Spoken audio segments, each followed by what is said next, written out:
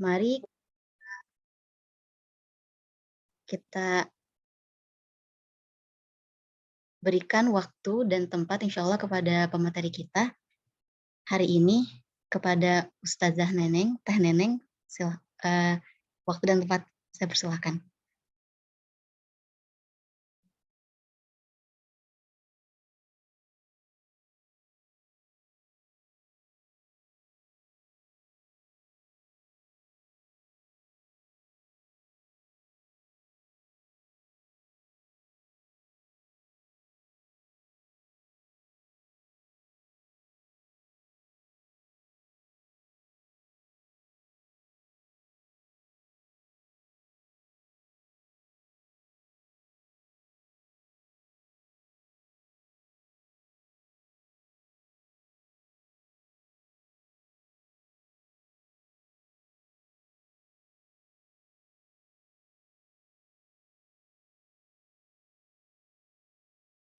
Ya baik, Bismillahirrahmanirrahim. Assalamualaikum warahmatullahi wabarakatuh. Suara saya jelaskah? Terdengar Teh, jelas. Terdengar, alhamdulillah. Bismillah, alhamdulillahilladzi hadana lihadza wa ma kunna linahtadiya laula an hadana Allah. Assalatu wassalamu ala sayyidina Muhammad. Allahumma salli wa sallim wa barik alaihi wa ala alihi wa sahbihi wa mawala. Asyhadu an la ilaha illallah wahdahu la syarika lah wa asyhadu anna Muhammadan abduhu wa rasuluhu alladzi la nabiyya ba'dah. Subhanaka la ilma lana illa ma 'allamtana innaka antal alimul hakim. Allahumma ij'alni khairan mimma yadhunnun wa la tu'akhidhni bima yaqulun waghfir li ma la ya'lamun. Rabbi shrah li sadri wa yassir li amri wahlul 'uqdatam min lisani yafqahu qawli. Ilahi anta maqsudi wa ridhaka maqlubi. Alhamdulillah, terima kasih kepada teman-teman, para ustazah, ibu-ibu yang sudah berkenan hadir di acara sharing session ini ya. Awalnya sharing session ini nggak dibatasi sih ya, cuman saya pikir nggak apa-apa, paling juga maksimal 10 orang gitu ya, karena tidak berniat membuat acara juga gitu, tidak berniat bikin grup juga gitu ya. Sampai di Zoom meeting kayak gini, tadinya kayaknya VN aja deh di grup kayak gitu kan. Nah ternyata dilihat di grup, alhamdulillah yang join banyak begitu ya. Nah sebenarnya latar belakangnya apa sih dibuat grup ini ya, grup apa? Tips sholat fokus gitu ya. Tips fokus sholat gitu. Nah itu sebenarnya berawal dari keresahan saya pribadinya. Keresahan saya pribadi yang berpikir begitu tentang sholat ya. Selama ini dari mulai saya mungkin SD ya. Saya mulai SD semenjak baligh ya sampai sekarang gitu. Sholat saya perasaan gitu ya. Saya pikir banyak nggak khusyuknya gitu ya. Banyak nggak fokusnya seperti itu. Malah ya gitu kebanyakannya ya seperti pengen cepat selesai, dan mohon maaf saya harus mengatakan ini, mungkin seperti beban begitu ya, sepertinya begitu ya, untuk semodel saya, iman semodel saya begitu. Saya rasa begitu ya. Nah, apakah hal ini juga terjadi juga sama teman-teman seperti itu? Begitu. Kalau sama-sama terjadi begitu ya, sholat yang berat begitu, terus capek, lelah. Nampaknya saya harus sharing pengalaman. Emang mengalami apa gitu? Sebenarnya baru-baru ya ngalaminnya. Kenapa saya sebut baru? Karena belum ada sebulan lah ya. Tanggal 1 Agustus waktu itu 2022 ya. Saya sholat asar waktu itu dan merasakan ketika sholat itu antara sadar dan nggak sadar. Sadarnya apa? Sadarnya saya sadar dengan sholat saya, ya bacaan sholat saya begitu. Malah karena saya paham ya saya fokus dengan maknanya begitu. Dan tidak sadarnya apa? Saya tidak sadar dengan hal di luar sholat. Saya benar-benar tidak sadari. Saya merasa rileks begitu. Dan sangat berbeda dengan sholat-sholat yang sudah saya jalankan begitu. Nah, itu ya alasan latar belakang dibuatnya grup itu kayak gitu. Terus sebenarnya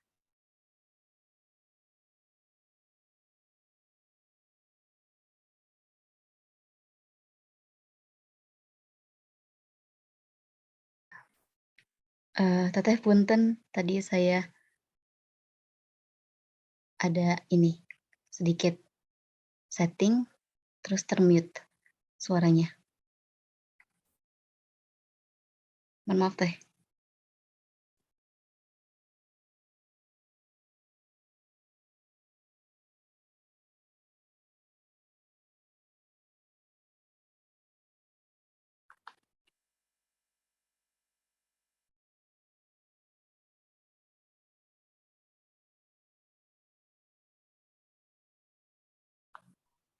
halo. Ya Halo. sekarang sudah terdengar. Maaf tadi sampai mana berarti? Sampai sholat yang tidak khusyuk di mana tadi ya? Oke, baik. Ya, jadi itu ya. Jadi grup ini saya sendiri yang istilahnya menginisiasinya ya. Artinya yang membuat grup ini tidak di bawah naungan siapa-siapa, di bawah lembaga apa atau atas komunitas apa ya, sama apa enggak gitu ya. Nah, dan ini adalah sharing session ya. Sharing session bukan seminar ya. Bukan juga kajian ilmiah begitu ya. Walaupun pada prakteknya nanti saya akan menyertakan beberapa ada pendapat ahli gitu ya, yang sebagian juga saya sudah share di grup ya, itu video dari Dokter Aisyah Dahlan ya mengenai gelombang otak manusia. Mudah-mudahan teman-teman di sini sudah menyimaknya begitu. Baik, kita mulai ke slide pertama. Ini ada di slide pertama itu ada the story behind ya. Baik, bismillah. Jadi story behind-nya apa sih sebenarnya? Pada waktu itu ya, pada bulan Agustus. Ini suara saya ada ya? Terdengar teh. Oke, baik. Ya, pada waktu itu pada tanggal 1 Agustus ya 2022 gitu. Saya menangis gitu ya. Saya menangis sejadi-jadinya gitu. Ya bukan karena kehilangan orang yang cintai ya, tapi karena diri ini merasakan benar-benar penat, benar-benar berat sekali gitu. Belajar qiraah sabah ya. Sampai sekarang dan entahlah sampai kapan selesainya itu. Qiraah sabah itu jadi kayak mempelajari bacaan ilmu Al-Qur'an gitu ya.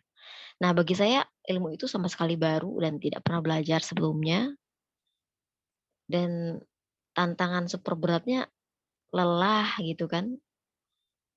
Lelah hati, pikiran, fisik bercampur aduk karena saya pun kan punya kewajiban lain kan sebagai ibu rumah tangga yang punya anak 2 gitu. Nah, lalu saya pun berupaya menghibur diri ya. Menghibur diri dengan healing gitu istilahnya kalau zaman sekarang ya. Dengan cara yang sederhana lah, buka YouTube kan. Ya nonton, kali aja nemu apa gitu ya yang bisa membuat pikiran ini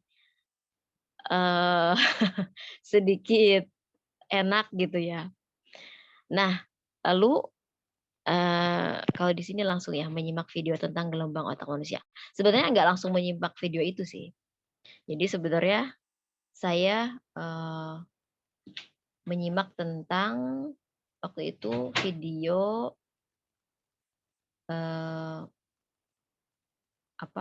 metode Silva ya. Teman-teman boleh cari. Metode Silva itu adalah tentang controlling mind juga sih, tentang mengaktifkan gelombang alfa juga begitu. Nah, terus saya penasaran dong ya gitu. Emang apa sih gelombang alfa gitu ya?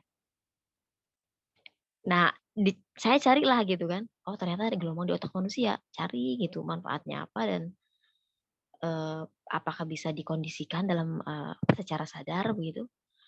Nah, kemudian saya simulasikan lah dalam sholat saya. Sholat pertama saya mensimulasikan mempraktekkan alfa zone dalam sholat ya.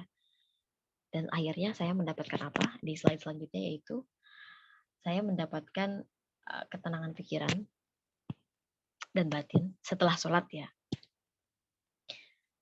Lalu saya benar-benar merasakan istirahat setelah sholat itu. Terus ingin berlama-lama sholat ya, menambah sujud dan ruku. Sebenarnya bukan ingin berlama-lama ruku dan sujud sih, karena ruku dan sujud kan kita diajarkan 3 kali ya, membacanya kan subhana rabbiyal a'la, apa subhana rabbiyal azim gitu. Tepatnya sih merasa nyaman aja gitu dengan bacaan itu, tidak ingin cepat-cepat kayak gitu. Lalu terakhir ingin mengulang lagi dan lagi, gitu. Ingin mengulang sholat. Jadi setelah selesai, saya membayangkan seandainya gitu, misalnya sholat tarawih gitu ya, yang rakaatnya banyak, ini kayaknya nggak bakalan capek deh gitu ya. Saking apa? Saking saya merasa rileksnya begitu. Lalu lanjut slide berikutnya itu ya. Nah, sebelum kita membahas tentang alfa zone dalam sholat ya. Nah, insya Allah ada baiknya kita mengetahui dulu sholat itu apa sih gitu ya. Oh, sholat itu loh yang pakai mukena ya buat perempuan gitu ya. Kalau laki-laki biasanya pakai peci dan sarung gitu. Terus itu tuh yang pertamanya ada azan dulu di masjid gitu ya. Oh, itu yang pertamanya Allahu Akbar gitu, ngangkat tangan dekat telinga. Terus akhirnya suka ada salam gitu, nengok kanan kiri gitu. Terus ada lagi misalnya dalam bahasa Sunda ya. Oh, Islam sholatnya gitu ya. Isa subuh lohor asar maghrib gitu ya. Nah, apakah pengertian sholat seperti itu? Itu bukan pengertian sih, lebih tepatnya lebih ke apa ya? Ciri-ciri orang yang mau sholat atau ciri-ciri sholat gitu, atau mungkin anak kecil jika ditanya sholat gitu, sholat itu apa pasti jawabannya seperti ini begitu. Lalu sebenarnya apa sholat itu? Ya, ini menurut para ulama. Next slide. Sholat itu adalah secara bahasa ya, secara lugawi atau secara etimologi ya. Sholat itu adalah doa. Ya. Sholat itu adalah doa. Berarti kalau doa kita harus paham dong apa yang kita panjatkan. Iya benar gitu. Tapi nantilah itu ya. Lalu secara syar'i atau secara istilah ya, secara terminologi, sholat itu adalah perkataan dan perbuatan yang dimulai dengan takbir, diakhiri dengan salam, dengan syarat-syarat tertentu. Atau kalau dalam bahasa Arabnya, aqwalun wa fa'alun muftatahatun bitakbir wa mukhtatamatun bitaslim bisyaraitil makhsusah. Begitu. Lalu ini ada lagi nih beyond fikih ya. Maksud beyond fikih itu kalau tadi kan secara fikih ya, artinya ada apa? Gerakan-gerakan ya. Ada apa? Perkataan, perbuatan begitu. Dimulai dengan takbir, dengan salam gitu. Nah, kalau ini beyond fikih itu lebih ke apa ya? Makna hakikat sholat gitu ya. Makna sholat gitu. Sholat itu adalah ini di Syarah Al-Hikam ya. Sholat itu tempat munajat, tempat penyucian diri. Ya, ini tambang salah ya. Tempat penyucian diri ya, saat paling dekat antara hamba dan kholiknya, tempat menghadap kepadanya ya, tanpa perantara gitu. Terus menjalankan tugas-tugas penghambaan dengan menghadap dan melihat Allah gitu. Nah, untuk nyampai ke tingkat ini hanya istilahnya hanya orang-orang tertentu ya. Maksudnya tidak otomatis begitu ya, tidak to the point ya. Maksudnya sepengalaman saya begitu kan, jarang sekali begitu. Saya istilahnya sholat itu sampai merasa ada di hadapan Allah gitu ya, merasa istilahnya sehingga khusyuk gitu. Ya itu pikirannya jalan-jalan gitu ya. Suka jalan-jalan kayak gitu. Nah, lanjut.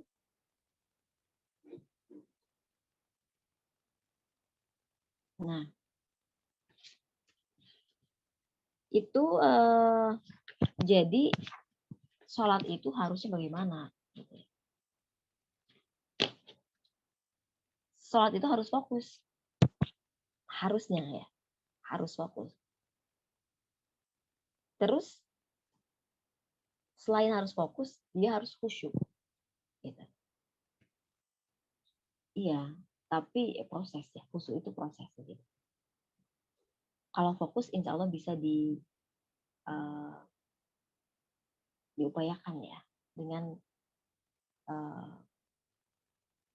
sesuai dengan dengan membuka al-fazan itu ya saat salat. Nah, selain fokus dan husu, misalnya saya belum bisa fokus, belum bisa husu nih, boleh nggak istilahnya salat belum bisa fokus, belum bisa husu gitu? Ya boleh saja, ya kan? Asal terus sholat gitu. Yang nggak boleh itu yang nggak sholat gitu ya, seperti itu. Baik. Lalu apakah dengan hafal dan tahu arti bacaan salat otomatis menjadi fokus, menjadi khusyuk? Oh tidak, tidak ya teman-teman, saya katakan tidak. Memahami bacaan salat, arti ya, memahami arti bacaan salat itu tidak auto bisa fokus, tidak auto bisa khusyuk, tidak. Ya ini kan pengalaman saya. Saya hafal arti salat itu sejak SMP. Misalnya kalau yang doa iftitahnya pakai Allahu Akbar kabira, itu hafal itu artinya sampai salam gitu. Sampai salam hafal artinya. Tapi ya itu tidak menjadikan saya auto fokus, auto khusyuk enggak. Ya tetap aja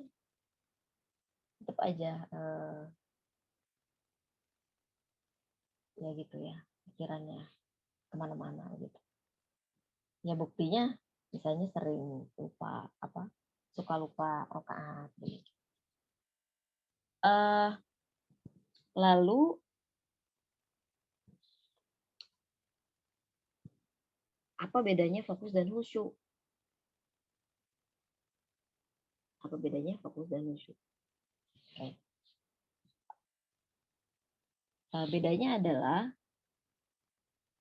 fokus itu misalnya kalau di kelas ya, kalau sedang belajar di kelas gitu, anak-anak murid itu kalau dikondisikan untuk fokus, diupayakan gitu, itu bisa semuanya fokus. Misalnya gurunya menerangkan tentang sesuatu gitu. Tapi untuk paham mereka ya mungkin hanya beberapa atau ada beberapa gitu. Nah, jadi khusyuk itu lebih ke paham gitu ya.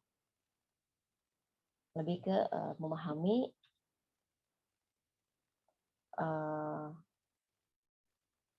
apa arti makna dari sholat itu ya. Tapi kalau fokus dalam sholat berarti dia pikirannya terkendali ya, pikirannya terkendali, tidak bercabang kemana-mana. Gitu. Baik, selanjutnya, nah ini. Pernahkah saat sholat kita apa nih? Bentar. Oke. Pernahkah saat sholat kita lupa sesuatu dan tiba-tiba ingat ketika sholat? Terus saya pikir semuanya pernah ya.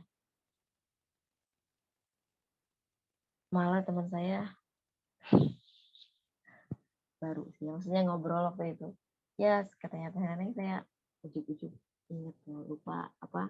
Inget naruh jarum di mana, inget lupa naruh jarum di mana, ingetnya pas sholat gitu. Terus ini rakaat keberapa ya? Itu kayaknya walau alam banyak atau enggak ya yang seperti itu. Antara 3 sama 4 nih. Antara 3 sama 4 ini udah 3 atau udah 4 atau baru 3 gitu. Ini yang ketiga, ini sebenarnya pengalaman teman sih. Kok sajadahnya jadi bercerita gitu. Bercerita. Sajadahnya jadi bercerita. Jadi maksudnya saat sholat kita melihat bukan sajadah sih, maksudnya di sini tuh kayak apalah gambar atau kita terdistract gitu. Lalu tiba-tiba kita jadi kayak berpikir kemana-mana merangkai cerita gitu. Dari kita melihat gambar itu. Hilang aja fokusnya. Atau yang keempat ini kapan ya tanya akhir. Kayak cepet-cepet sawang kayak gitu. Terus juga selain itu tubuh halo, suara saya sudah jelas nih, sudah volumenya sudah enakan gimana? Sudah lebih jelas, lebih keras. Oh ya sudah ya, baik. Nah, selain itu, misalnya ini kok capek ya, lelah sholat itu. Terus tubuh nggak rileks, otak ruwet gitu loh, sholat itu ya. Yang akhirnya itu ingin cepet-cepet tahiyat dan cepet salam. Jadi sholat itu beban gitu, kayaknya gitu ya. Seperti itu. Sebentar saya mohon izin dulu.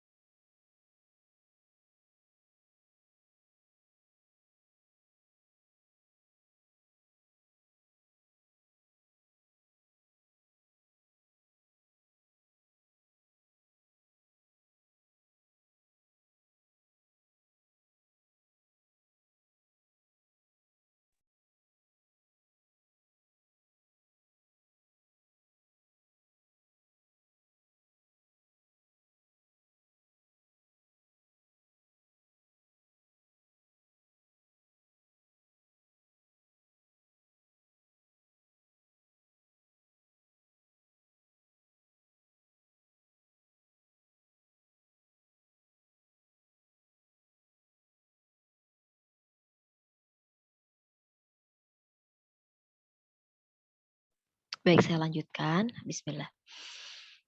Yang akhirnya itu, kapan ya tahiyat akhir gitu.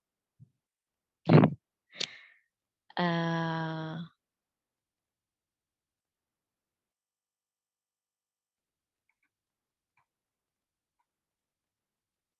ya, selanjutnya itu kan yang saya rasakan ya saat sholat itu. Tapi sebenarnya apa sih kata Nabi Muhammad SAW tentang sholat ya? Dari sahabat Uzaifah radhiyallahu anhu, ia berkata, kana Nabi sallallahu alaihi wasallam idza hazabahu amrun shalla.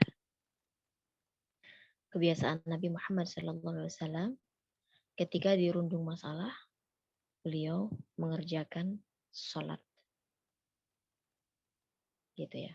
Ketika dirundung masalah, beliau mengerjakan sholat. Bukan apa? Update status.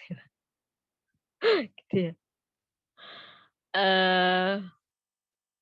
Ya gitu.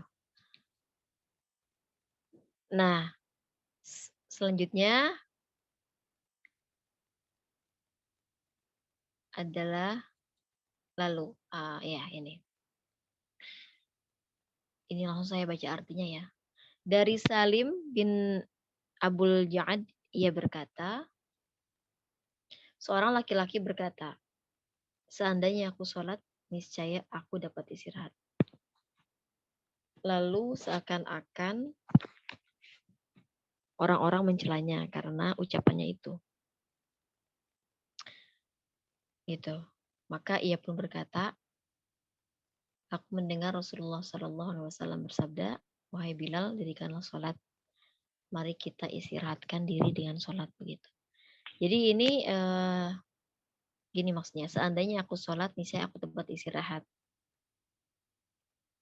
Lalu seakan-akan dengan perkataan itu ada orang-orang yang mencelanya karena lalu seakan-akan orang-orang mencelanya karena ucapan itu. Jadi kayak aneh gitu.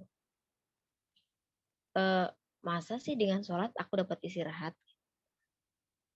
Sebenarnya itu pun yang sudah lama ada di pikiran saya ya.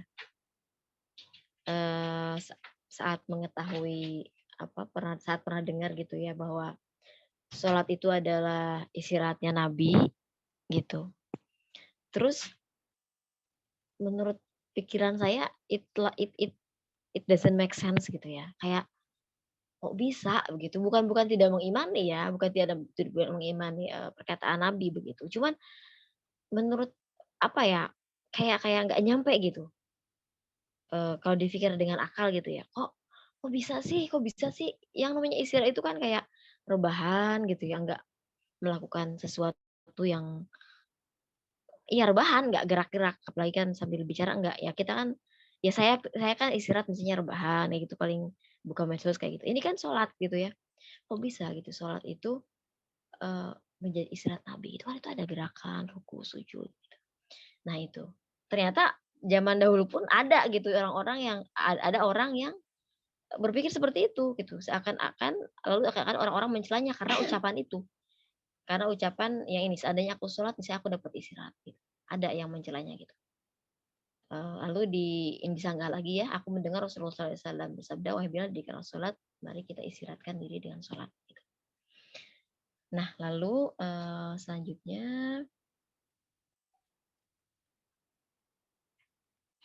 masih tentang kata Nabi ya. Apa kata Nabi tentang sholat? Innama, apa nih? Selanjutnya,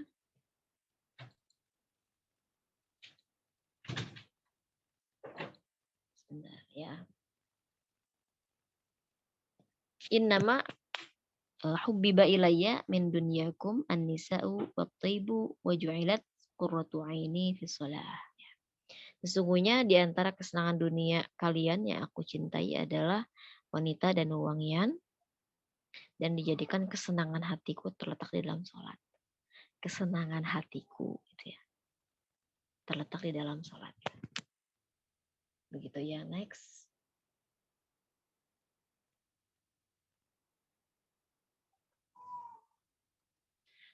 Nah, kita lihat ya makna yang tersiratnya ya. Sholat kesenangan Nabi. Ini teman-teman ini sudah nonton itu dulu kan ya, sudah nonton video ya, video yang di grup itu tentang gelombang otak ya, sehingga saya tidak perlu lagi menjelaskan di sini. Jadi sudah harus connect itu gelombang alfa itu apa, beta itu apa gitu ya. Nah, sholat itu sholat kesenangan Nabi gitu. Berarti sholat itu kesimpulannya harus gelombang otak kita harus di alfa gitu. Terus sholat itu istirahatnya Nabi, berarti harus di alfa juga seharusnya gitu ya, seharusnya. Ini kesimpulan saya sih gitu ya. Saya menyimpulkannya begitu. Tapi untuk istirahat ada di alfa, terus juga rasa senang, rileks ada di alfa, itu bukan menurut saya ya, tapi itu kan menurut penelitian para ahli neurologi kan ya. Gitu.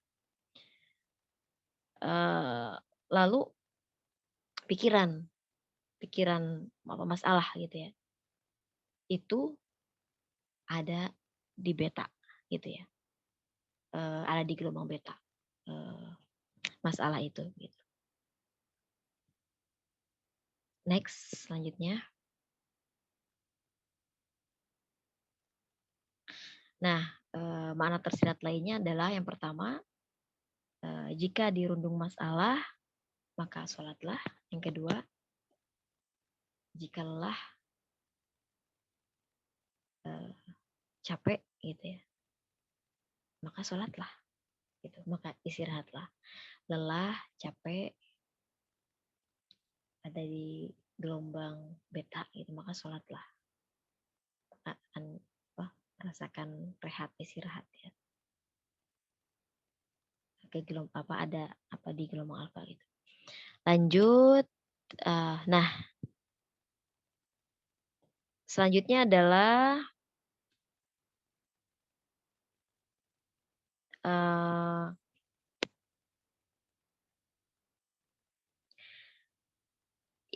ini ada tanda silang dan tanda checklist. Maksudnya apa?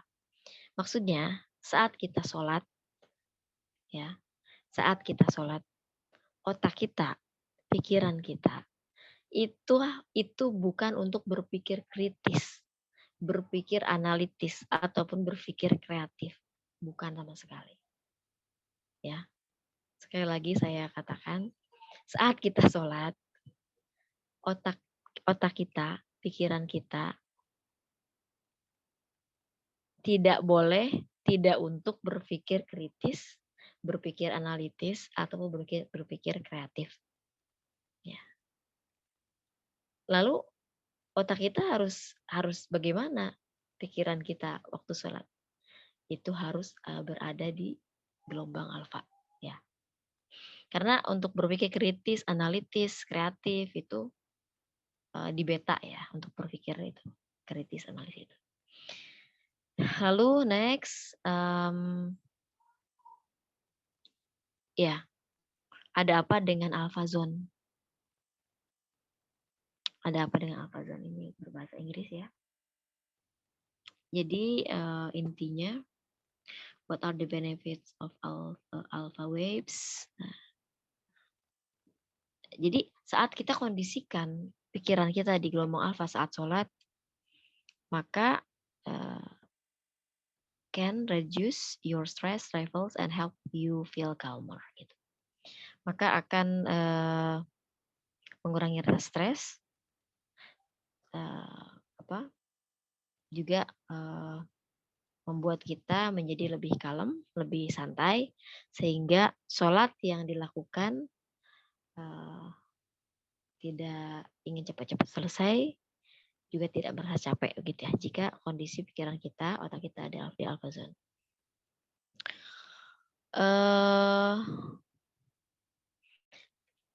Yang sebelah kirinya, is there a way to produce or increase your alpha brain waves? Nah, ini yang harus digarisbawahi di yang paling atas ya. You may actually be able to increase your alpha brain waves if you put your mind to it gitu. Jadi ternyata gelombang alfa ini bisa disengaja di-create begitu. Gelombang alfa ini ya. Dengan apa? Dengan apa? Dengan caranya bagaimana gitu. Kalau saya sih lihat di itu ya baca-baca begitu. Ada yang caranya dengan kita merasa senang gitu ya. Kita merasa senang apakah dengan hiburan atau apa yang merasa kita terhibur, senang itu memproduksi alpha zone. Bisa juga dengan mengosongkan pikiran dari permasalahan-permasalahan, relax gitu. Termasuk saat sholat gitu nanti ada caranya ya yang sudah saya praktekkan caranya bagaimana caranya sholat sehingga bagaimanakah saat sholat kita bisa mengakses alpha zone gitu. Lanjut.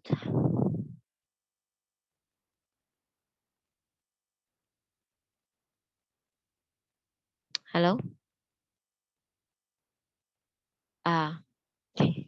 Ini ya. Bisakah kita fokus dan khusyuk tanpa sengaja mengakses alpha zone terlebih dahulu? Nah, ini apa? Mungkin ada pertanyaan seperti ini. Bisa sih. Coba next.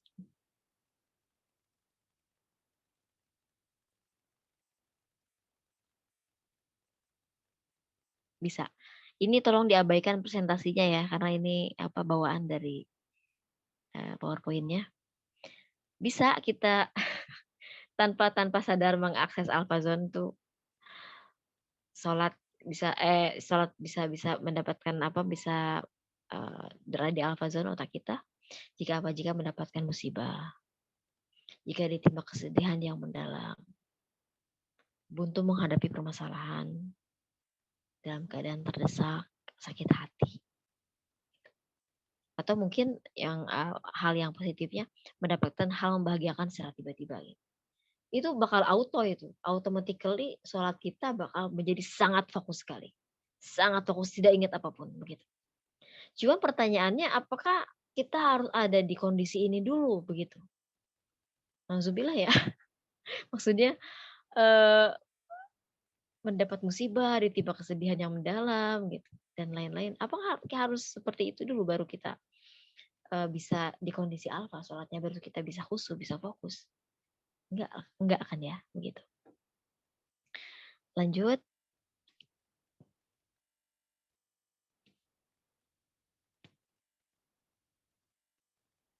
Oke, sebelum ini kembali back.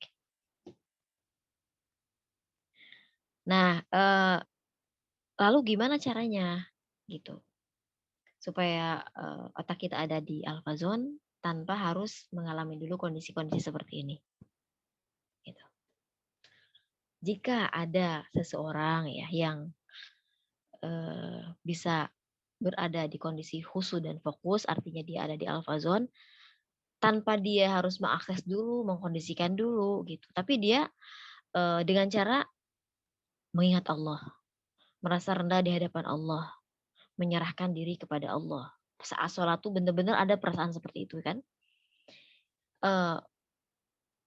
Itu harus bersyukur sekali ya kalau ada seseorang yang setiap sholat bisa seperti itu.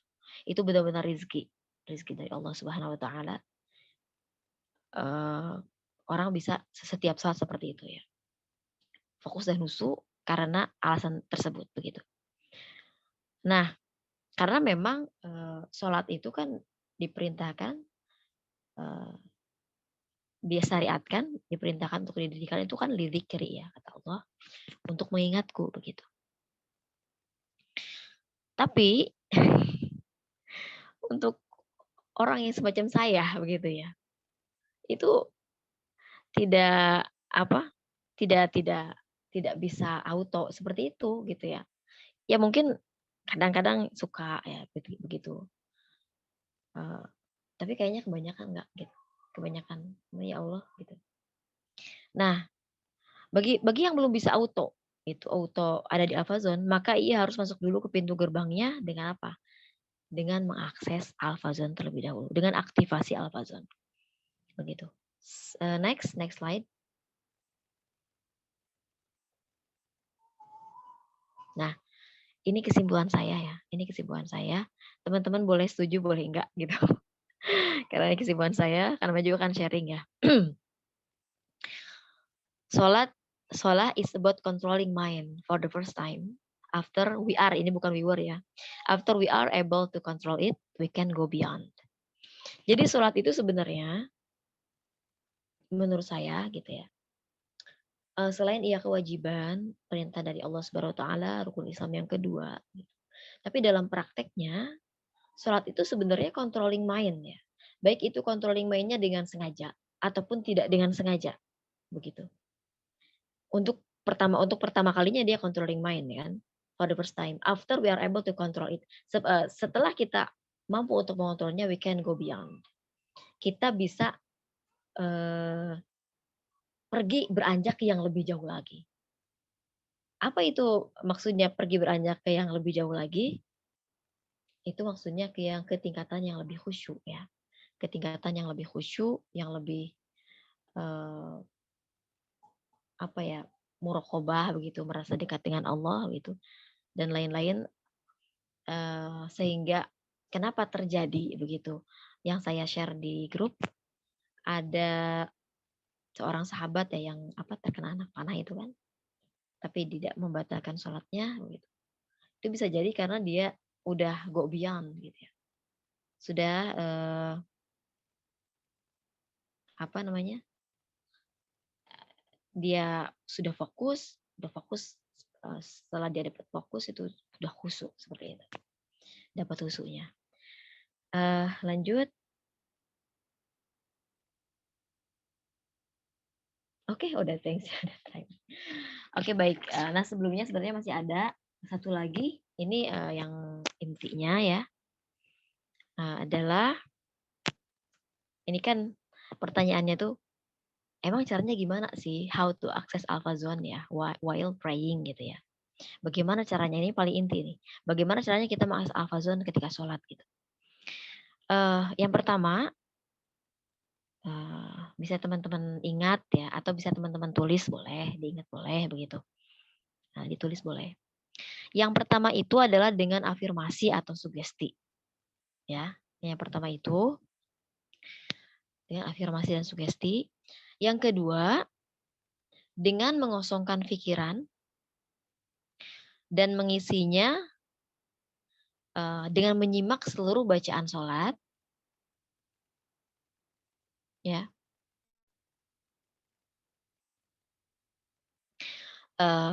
Saya ulangi. Dengan mengosongkan pikiran dan mengisinya dengan menyimak seluruh bacaan sholat yang sedang dibaca. Sehingga bacaan sholat harus dibacakan dengan tidak tergesa-gesa. Karena apa jangan tergesa-gesa? Karena semua bacaannya harus kita dengar sendiri. Tanpa ada terlewatkan satu kata pun. Begitu ya. Mungkin bisa dimengerti ya. Jadi yang pertama tadi apa, dengan afirmasi atau sugesti. Nanti saya kasih apa itu afirmasinya, sugestinya seperti apa kata-katanya gitu. Yang kedua itu yaitu dengan mengosongkan pikiran itu. Kalau astagfirullah, pikiran. Kalau pikiran kita kosong, berarti gimana dong? Apakah jadi ngantuk atau gimana kalau pikiran kita kosong? Oh tidak, karena kita mengisinya dengan apa? Mengisi pikiran kita dengan menyimak seluruh bacaan sholat yang sedang dibaca. Ya. Menyimak seluruh bacaan sholat yang sedang dibaca, dan bacaan sholat itu jangan kita baca dengan tergesa-gesa. Gitu. Jadi karena apa? Karena kalau tergesa-gesa kan bisa jadi tidak bisa kita simak semuanya kan ya.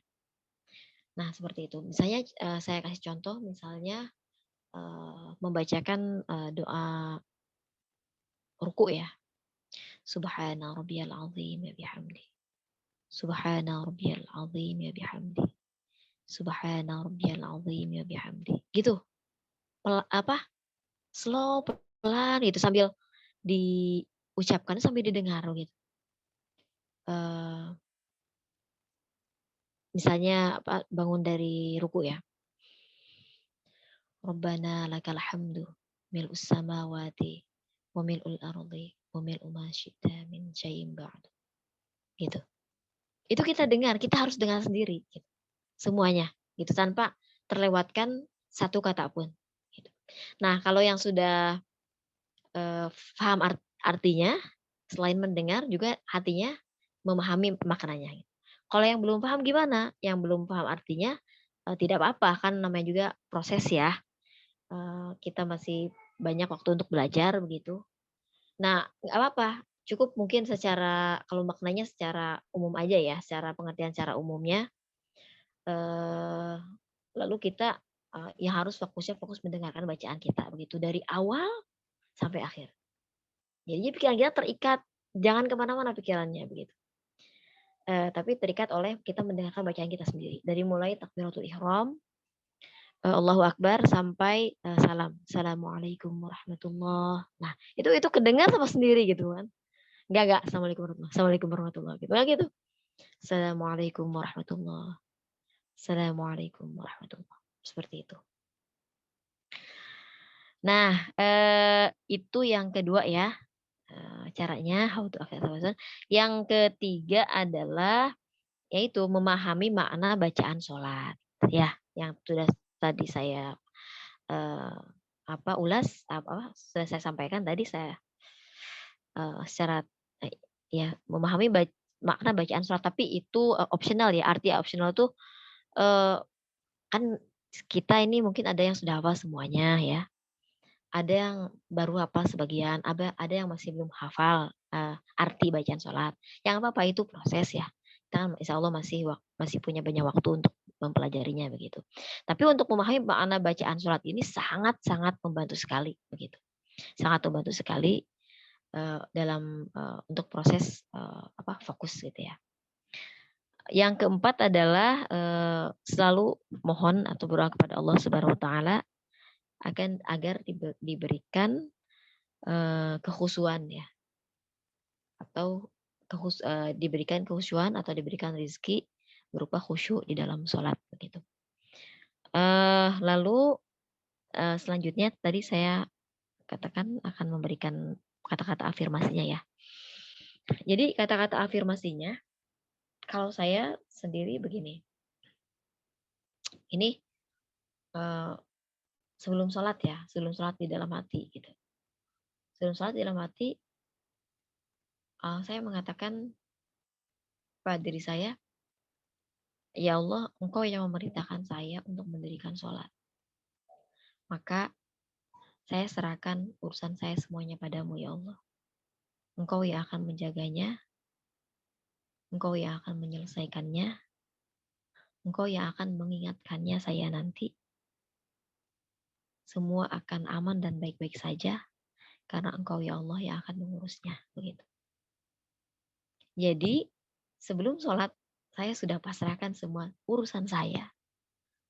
Semua apa yang mungkin harus saya pikirkan gitu. Urusan masalah duniawi saya, permasalahan saya, apapun itu.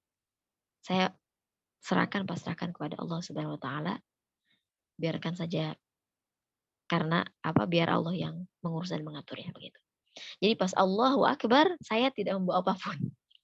Ya, pas Allahu Akbar saya tidak membawa apapun dalam sholat begitu.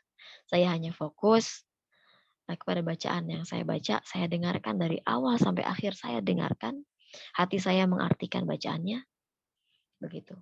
Sehingga didapatlah di sana rasa nyaman, rasa rileks di dalam sholat dan juga setelah sholat karena secara tidak sadar kita sudah membuka al-fazon gitu.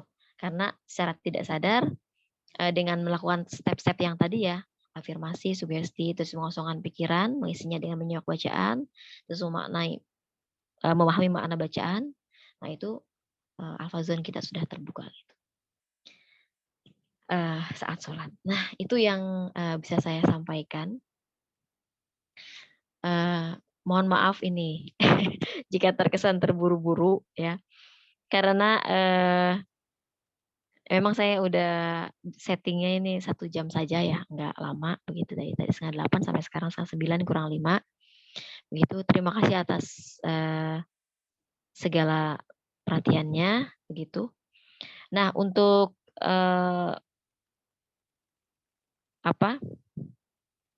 mencoba latihannya boleh di luar sholat dulu gitu. Teman-teman boleh dicoba dulu di luar sholat. Dicoba misalnya dari mulai Allahu Akbar, terus juga doa iftitah ya.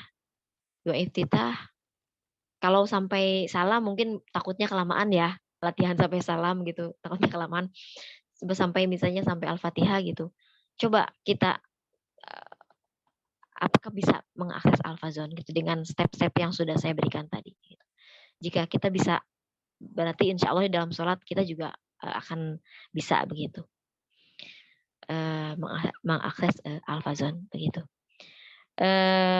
Tadinya sih saya mau bareng-bareng aja di sini gitu latihannya, cuman takut kelamaan, takutnya kelamaan. Itu saja yang bisa saya sampaikan, bisa saya sharingkan. Terima kasih atas segala perhatiannya. Saya kembalikan kepada moderator. Billahi taufiq wal hidayah wa inahi wal afu minkum. Wassalamualaikum warahmatullahi wabarakatuh. Waalaikumsalam warahmatullahi wabarakatuh. Alhamdulillahirabbil alamin. Terima kasih kepada Ustazah Neneng. Alhamdulillah sangat memberikan insight baru ya.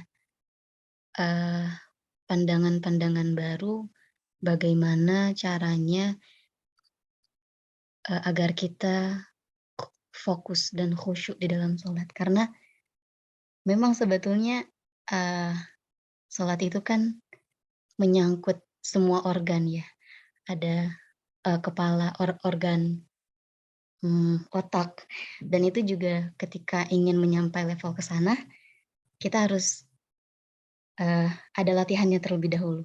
Bagaimana caranya untuk pada akhirnya bisa melakukan ibadah yang paling utama yaitu sholat dengan sebaik-baiknya. Baik.